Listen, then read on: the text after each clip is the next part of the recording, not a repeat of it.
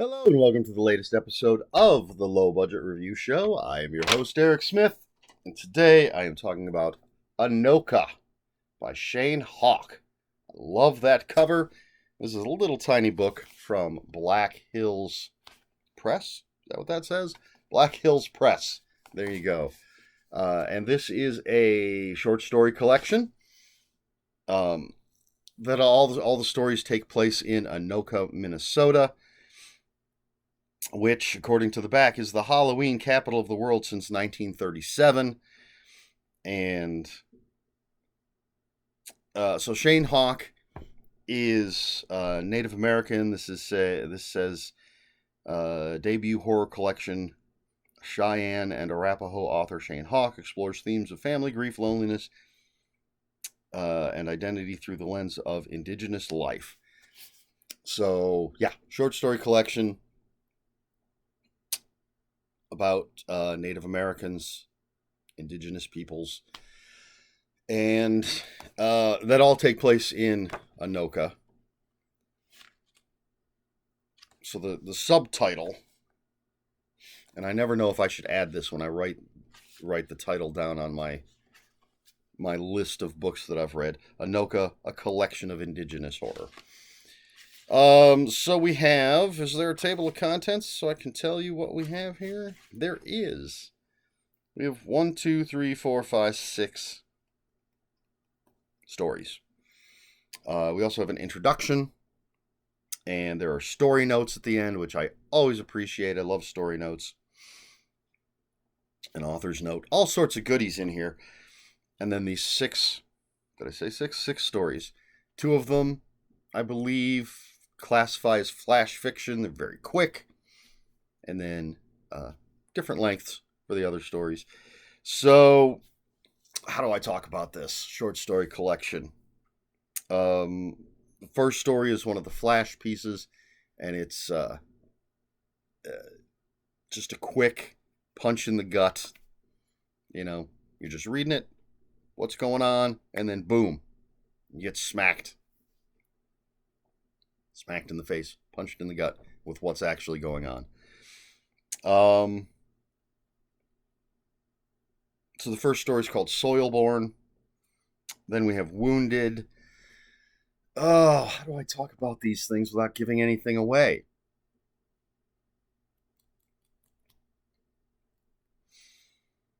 Wounded. I could talk about the story notes, but they're in the back for a reason. The author says, there's going to be spoilers in the story notes. Wounded is about a guy who feels guilt over the death of his sister when they were both much younger, years and years ago. And what's happening in his life currently, and something weird. I mean, what do I say? Orange is another really quick one that you know what? I'm not going to say anything about Orange because it is so quick, and anything I have to say might give things away. I don't know. Imitate, really, really spooky, cool story of doppelgangers, maybe? Dead America. Hard to describe, but some really super creepy imagery, and there's spiders and things. And then Transfigured, we'll just say goes with the cover. There you go. I know I'm really not telling you anything here. What's important, I think, is the fact that these are very well written stories. Excuse me, very entertaining stories. In one, I saw where it was going. In the others, no idea where they were headed, which is nice. Well written. I like Shane Hawk's style. He talks about in his introduction or author's note or whatever it is. Let me just look. What does it say? Yes. introduction. He talks about wanting to, how does he put it? I don't know how he puts it, but he wants to celebrate and share indigenous life and also get across, I think, what that life can be like for the indigenous people. I'm just using this term. I don't know if it's the best term to use. I mean, it's on the back and it's in the subtitle, so that's the term I'm going to use. He talks about that. He talks about the terminology that's used, both good and bad, and so. And he talks about how he did tons of research on Anoka, Minnesota, and while all of the characters in these different stories aren't, I have to look, Cheyenne and Arapaho. He did research on the different the tribes that the characters came from. So while there are these fantastical supernatural horror elements, he tried, and I can't say whether he succeeded because I don't have that knowledge, but he tried to be as accurate as possible with things like history and culture, I suppose is the best way to put it. So, again, I can't really talk about the stories because I don't want to give anything away. Just that they are well written, they are entertaining, they're spooky. Man, there are some creepy scenes in some of these stories. You know, the visualizations, the way he describes things can really get under your skin. And I'm not just talking about the spider story. So, yeah, this is a pretty quick review it's a little tiny book. I read it in one day with a lot of other stuff going on during that day. But very happy to have picked this up. I'm looking forward to seeing whatever else Shane Hawk does. I may have some anthologies with his work in it. I can't say for sure because I don't remember everything that I have. But I recommend it. Anoka, Shane Hawk.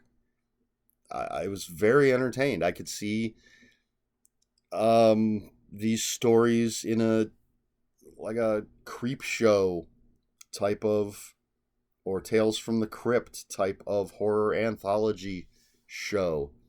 Some of these are very cinematic.